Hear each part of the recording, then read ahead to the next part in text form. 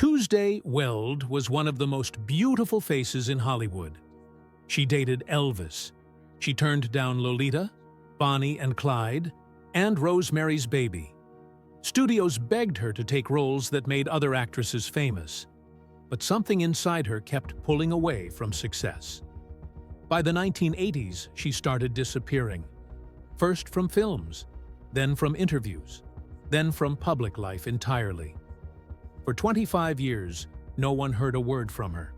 She moved to a small town in Colorado and vanished. Now at 82, she lives in a hidden home in the Hollywood Hills.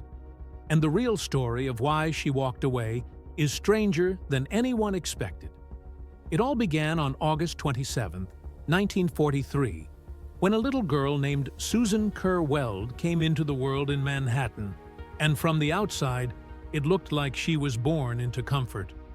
Her father, Lathrop Motley Weld, carried the weight of a powerful Massachusetts family, and their home in Tuxedo Park suggested a life shaped by privilege. That picture fell apart in 1947, when he died at 49, leaving Susan only a few days shy of her 4th birthday, and leaving her mother Yosin with 3 children and nothing else to hold on to. The Weld relatives extended a hand, but with a cruel warning that they would only care for the children if Yosin vanished from their lives forever. She refused, and that refusal pushed her into a corner so tight that she turned to her youngest child for survival. At just 3, Susan became the family's income, not because she wanted to, but because she was pressured into it. And while other toddlers played with blocks, she was being marched to auditions so the family could stay afloat. She later admitted she had to take her father's place in many ways, and by 9, the strain crushed her so badly she suffered a complete nervous breakdown that should have made the adults around her rethink everything. Yet instead, it simply pushed her deeper into the role she never asked for. As the years moved forward, the coping turned darker. By 10, she was drinking enough to quiet herself in ways a child should never understand. At 11, she was navigating romantic chaos, and by 12, she was consumed by a level of despair that led to a suicide attempt. Somewhere inside that whirlwind, the name Susan began to feel like a stranger. A cousin struggled to say Susan and called her Tutu, and that slowly became Tuesday. The nickname slipped into her identity so completely that on October 9, 1959, when she was only 16, she made it legal and let Susan fade forever. The name change felt like more than a signature because it severed whatever was left of the girl she used to be, turning her into Tuesday, the version shaped by work, pressure, and the harsh world she had been forced to grow up in. Her siblings wanted no part of the modeling life and chose swimming instead of studios. So all the pressure landed on Tuesday alone, deepening the divide inside her home until she could barely feel like part of it anymore. She said she was the backward child who slipped into modeling because everything else around her felt too chaotic to survive. The bond with her mother twisted so much over time that Tuesday would tell people her mother was dead just to gain distance. And that announcement made her mother furious enough to write a book called If It's Tuesday, I Must Be Dead. As she kept working, the world she entered offered no protection at all. New York had no rules for child performers, so at 12 she was showing up on television sets without tutors, safety measures, or anyone asking whether a child belonged there. While other kids walked into classrooms with lunchboxes, Tuesday walked into fitting rooms and studios, jotting down fake correspondence notes that said she was working so she could skip school, even on days she had nothing scheduled. Hollywood added its own dangers by casting her in adult roles when she was still a child, placing her into scenes she was too young to understand. Her emotional collapse at 9, her alcoholism at 10, and her suicide attempt at 12 were never treated as signs of a child drowning.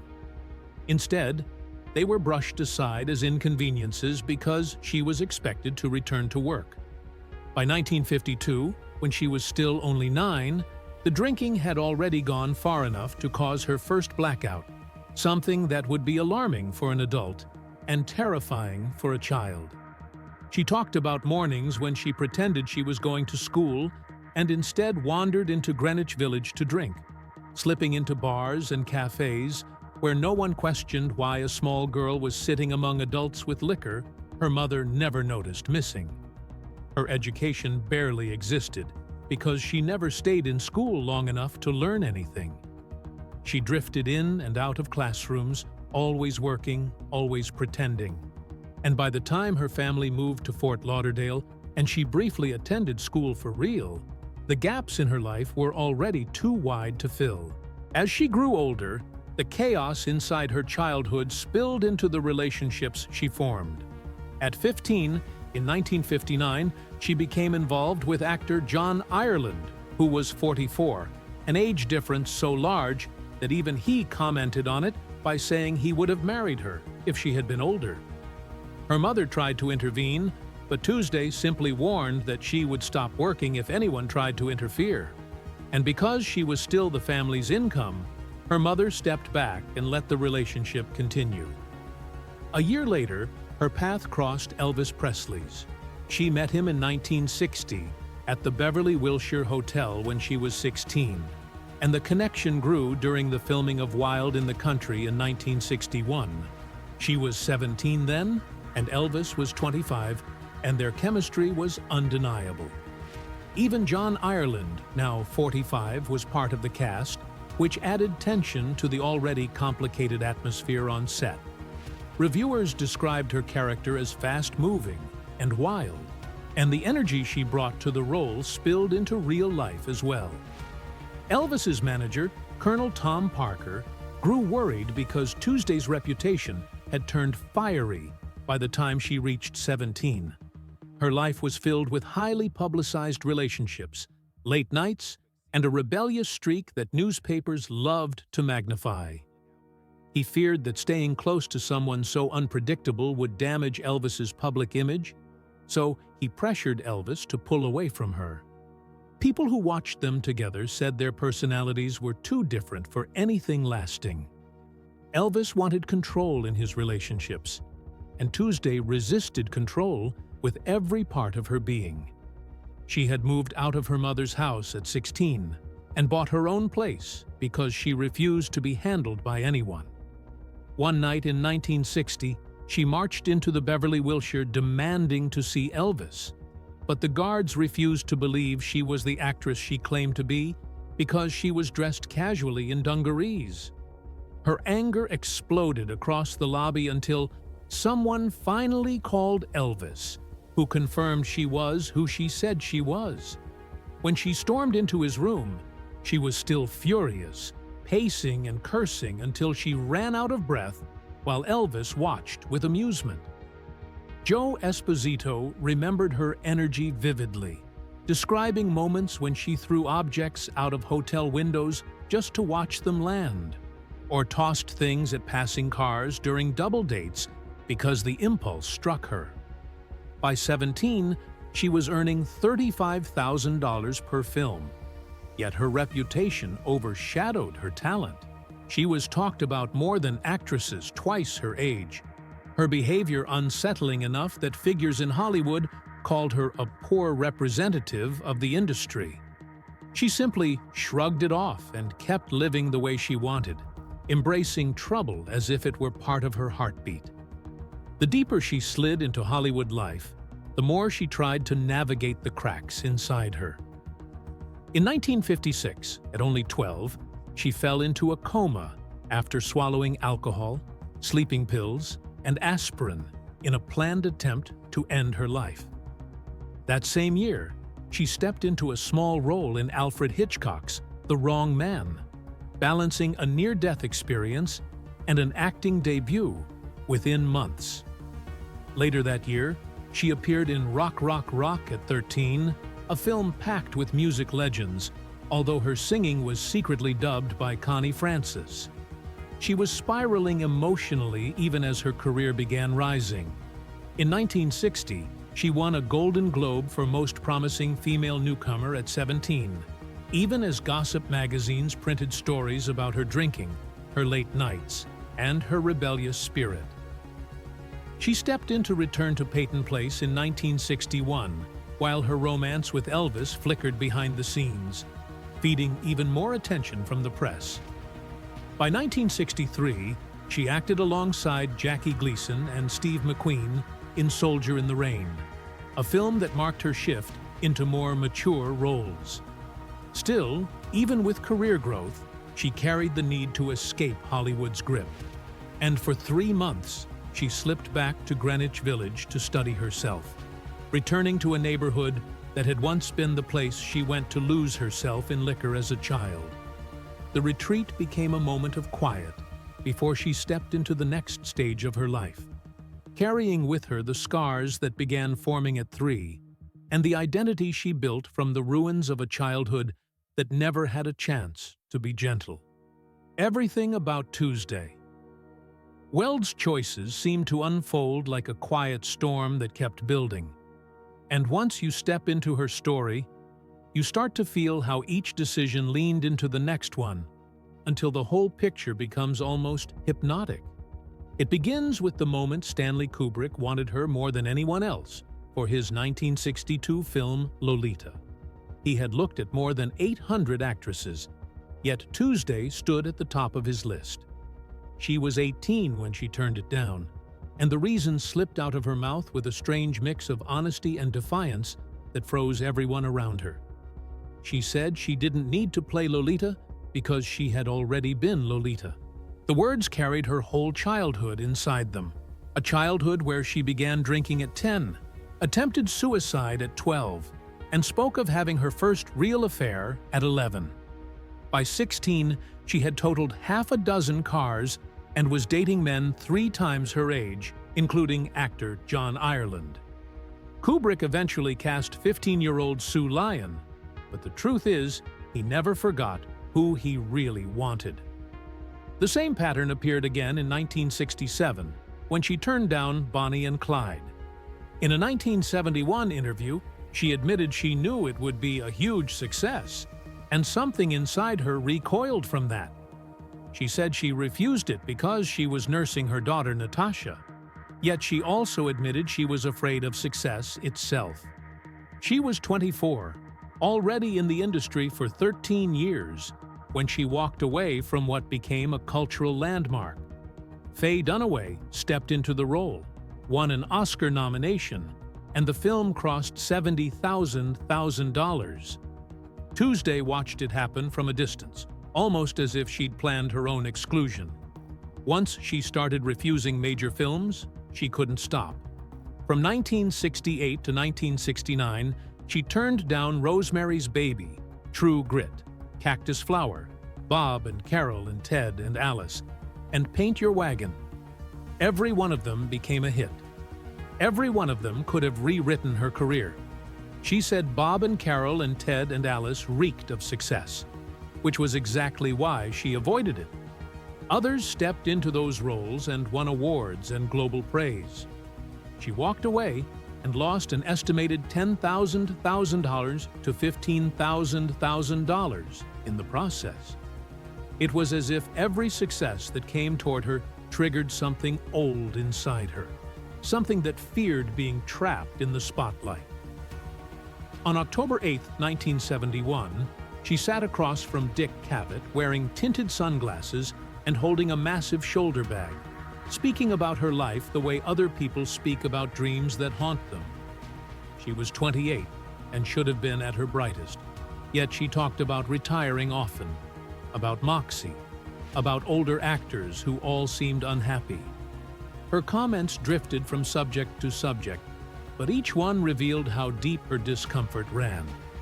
She had recently stopped drinking, though she refused to call herself alcoholic. Her restlessness slipped out again when she spoke of wandering at night for hours. You could feel that she wasn't only refusing roles, she was refusing any space that felt too still. Her story moved into pretty poison, almost as if everything that came before had prepared her for it. She stood opposite Anthony Perkins, playing Sue Ann Stepanek, a cheerleader with a sweet face and a killer's mind. The movie was shot in Great Barrington, Massachusetts, where the small-town quiet made the story feel even more dangerous. She was 24, but played 17 with such sharp control that critics stopped in their tracks. Perkins's character looked disturbed from the start, but it was Weld who carried the real threat, smiling with eyes that never softened. The film opened on September 18, 1968, and struggled immediately. The budget was $300,000. It needed $3,600,000 in rentals to break even, yet by December 11, 1970, it had only earned $2,075,000. Globally, it made just $166. Still, the critics saw something in it. Pauline Kael wrote that studios were afraid to let critics watch it because it was too good for them to understand. Gene Siskel placed it among the 10 best films of 1968. Rex Reed wrote about how unforgettable it was. Their praise kept the film alive long after audiences had overlooked it. Yet Tuesday hated every second of making it. She said it was the least creative experience of her life. She described constant turmoil, fights that never stopped, mornings ruined by simple greetings from director Noel Black. His amateur direction frustrated her so deeply, she told him to give instructions to Tony Perkins instead, because Tony could translate them into something that made sense. Years later, she openly said she hated the film no matter how much critics loved it. She said she didn't learn anything from it except how miserable a set could become. Her personal life moved through the same uneven rhythm. Gary Lockwood arrived in 1961, and their romance unfolded with such intensity that people first assumed it was staged. It wasn't. Gary was jealous, sometimes raging when she took calls from Elvis Presley. When they broke up for 7 weeks, she still called his house late at night, checking on him until dawn. She refused to see anyone else and only appeared in public with their agent, Dick Clayton, because she believed Gary wouldn't be upset if she stayed within the circle they shared. At one point, Gary even moved onto his boat because he was already living at her house without admitting it. Her first marriage took place on October 23, 1965, when she married Claude Hartz in New York City. Their daughter Natasha arrived on August 26, 1966. The marriage lasted just over 5 years, though they separated earlier. By February 18, 1971, it was over. She received custody of Natasha and $100 a month in child support. Later, she said her mother disapproved of every man she brought home, including her husband. That influence hovered over the marriage and dragged it down. Motherhood became her shield again, a way to soften the road she kept choosing. Her second marriage came on September 20, 1975, when she married Dudley Moore. Their son Patrick was born on February 26, 1976. The marriage collapsed by July 18, 1980. Tuesday received a $200,000 settlement, plus $3,000 monthly alimony for 4 years and $2,500 a month for child support. Patrick later admitted he grew up surrounded by privilege, but felt empty because both parents were distant. His father's career soared with films like 10 and Arthur, while Tuesday slipped in and out of Hollywood and emotional availability. Patrick's childhood mirrored the same repeating cycle that had shaped Tuesday's own life. Her third marriage began on October 18, 1985, when she married Pinchas Zuckerman, the renowned violinist. They were together the longest, nearly 16 years, yet even this bond fractured. Zuckerman quoted her saying she didn't see the point of hearing a concert again once she had heard the piece before. He said she disliked backstage life and felt dragged by the work that defined him. They owned homes in Santa Fe and Montauk, including a Montauk property marked by the eerie history of a murder-suicide involving its former owners. By December 13, 1998, they had filed for divorce, though some records mark the final date as 2001. Between and around these marriages, her romantic life swept through names that filled Hollywood's front pages. She dated Al Pacino in 1972. She spent time with Richard Gere in 1980. She shared a relationship with Mikhail Baryshnikov between 1982 and 1983. She had encounters with Ryan O'Neal in 1973. Even her early bond with Elvis Presley left ripples. His friend Joe Esposito recalled how easily they connected, but said it didn't last because Tuesday wouldn't tolerate the control Elvis expected from his partners. Yet she remained welcome in his home long after the romance faded. She even gifted his stepbrother Alan a $500 white German Shepherd puppy. Tuesday's entire life moves with the same strange rhythm. She reached out, then pulled away. She stepped close to success, then turned from it. She formed bonds with powerful men, then drifted out of reach. Every decision feels tied to something far earlier than fame, something she never fully escaped. And as each chapter folds into the next one, you start to feel how every choice carried the echo of a girl who learned very young that attention could be dangerous, and success could trap you in places you never wanted to return to. Tuesday, Weld reached a strange peak in 1977, the kind that looks like a reward, but quietly closes a door at the same time. She was 34 when she earned her first and only Academy Award nomination for Looking for Mr. Goodbar, a film that arrived at exactly the right cultural moment. The story was pulled from Judith Rosner's 1975 novel, itself inspired by the real 1973 murder of schoolteacher Roseanne Quinn, and audiences were not ready to look away. Released on October 19, 1977, the film opened in just 110 theaters, yet pulled in $1,540, in its first weekend. Word spread fast. By the end of its run, it had earned $22,000 at the box office and posted a remarkable 10.97 multiplier. Proof that people kept coming back and dragging others with them. America in the late 1970s was uneasy, curious, and raw, and the film's unflinching look at sexual freedom and its darker edges hit something deep. Inside that story, Tuesday played Catherine, the older sister who seemed free in ways everyone secretly wanted to be. She drifted through life without guilt, without rules, without fear, and that made her magnetic. She was also dangerous. As Catherine, Tuesday became the doorway through which Diane Keaton's character stepped away from safety and toward ruin. Critics said she was perfectly cast, not because she exaggerated the role, but because she made it feel lived in. Catherine smiled easily, laughed loudly, and treated risk like air. Yet underneath, there was a quiet recklessness that made her influence impossible to escape.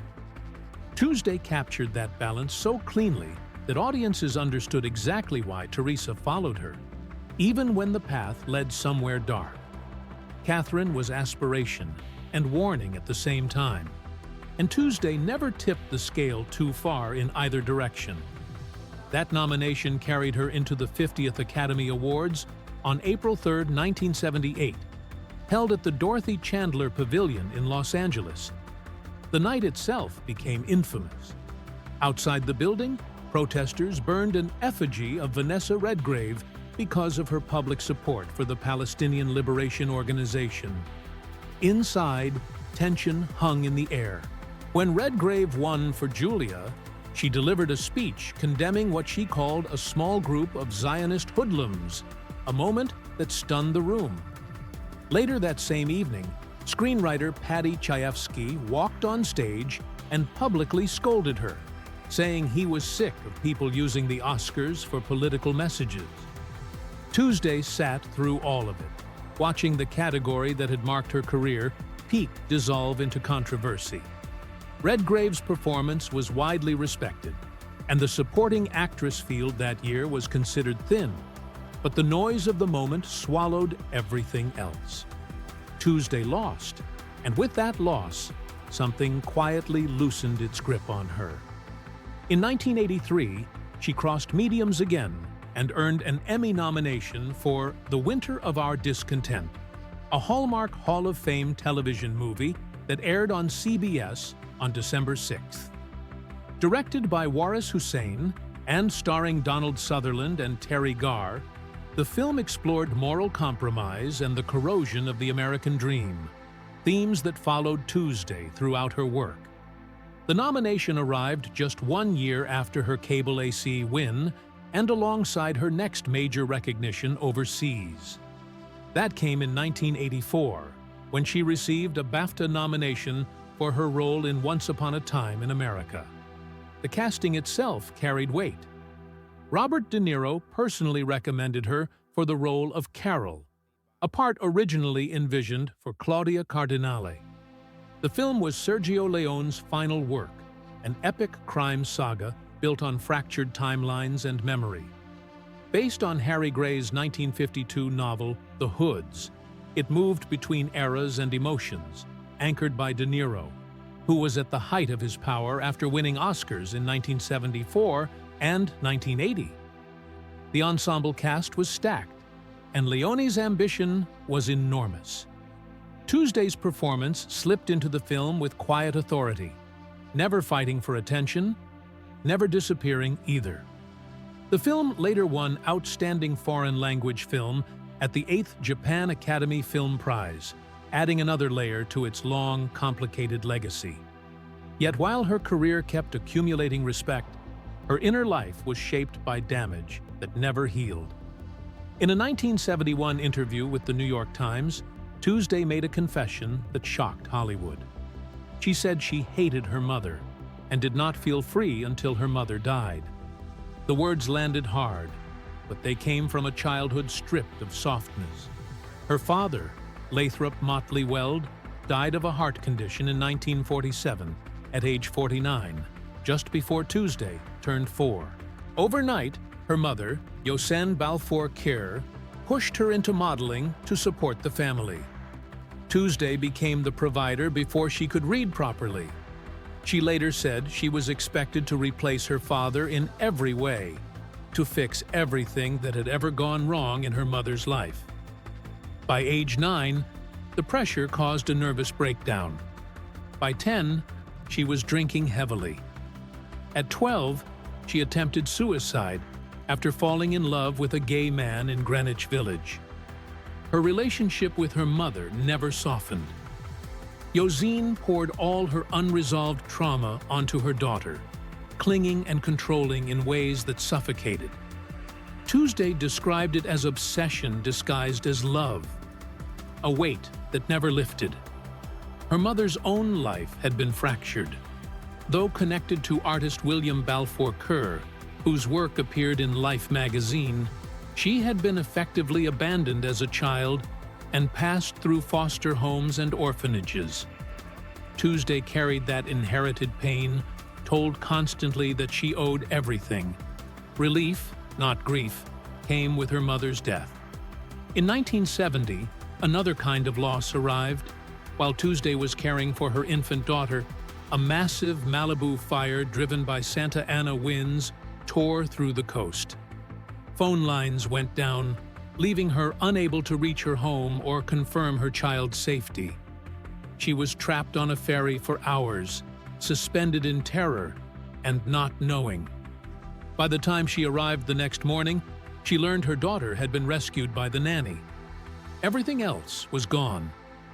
Time magazine listed her beach house among those destroyed in California's firestorm, alongside properties owned by Angela Lansbury and Dale Robertson.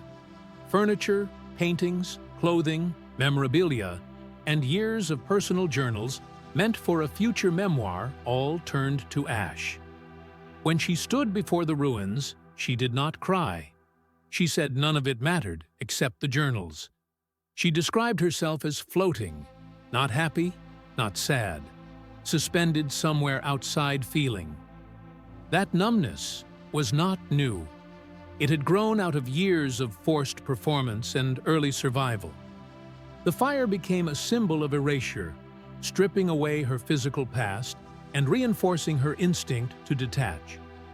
Around the same time, she appeared in experimental films like A Safe Place in 1971 alongside Jack Nicholson and Orson Welles, projects that should have elevated her further. Instead, they seemed to confirm her belief that success carried a hollow center. That belief surfaced publicly on The Dick Cavett Show in 1971. While promoting A Safe Place, she interrupted Milton Berle during a discussion about Orson Welles. Berle suggested Welles must love acting. Tuesday cut in and said she believed Welles did not even like himself for liking to act. She went further, saying she had never met an older actor who was happy with themselves or their life. The comment stunned the room. It was not criticism. It was diagnosis. And it sounded like a quiet explanation of her own future. Her final film appearance came decades later in Chelsea Walls, released in 2001, directed by Ethan Hawke on a tiny $100,000 budget. The film followed artists living in the Chelsea Hotel over one day. Tuesday appeared briefly among an ensemble cast that included Uma Thurman, Chris Christopherson, and Rosario Dawson. The film earned just $60,902 total at the box office, opening to $10,003 in April 2002. She was 58 when she finished it. After that, she walked away. A 45-year career that began when she was 3 ended without ceremony. She disappeared next into the mountains of Colorado, settling in Carbondale, a town of about 6,600 people. For nearly 17 years, she lived there quietly, avoiding interviews, cameras, and attention of any kind. Locals respected her privacy. The former icon became a ghost, trading recognition for anonymity. In 2018, she returned to California, buying a $1,800,000 home in the Hollywood Hills near Cahuenga Pass. The house was designed for invisibility, hidden from the street behind a long driveway. Just under 2,000 square feet, with 4 bedrooms and 3 bathrooms, it offered sweeping views through wide glass doors while keeping the outside world at a distance. She was close to Hollywood again, but unreachable. Her relationship with Montauk carried its own strange echoes. In 1990, she and her husband, Pinchas Zuckerman, bought a home on Surfside Avenue, once owned by Broadway producer Norman Keane, who had murdered his wife before killing himself in 1988. When Tuesday listed the property in 2006 for $900,000, the history followed it. After 3 years, she sold it for $650,000 in 2009. Years later, in 2021, she returned to Montauk in a much smaller way, purchasing a 661-square-foot condo for $335,000. She sold it in 2025 at a modest profit. As of January 2026, at age 82, her estimated net worth sits around $5,000.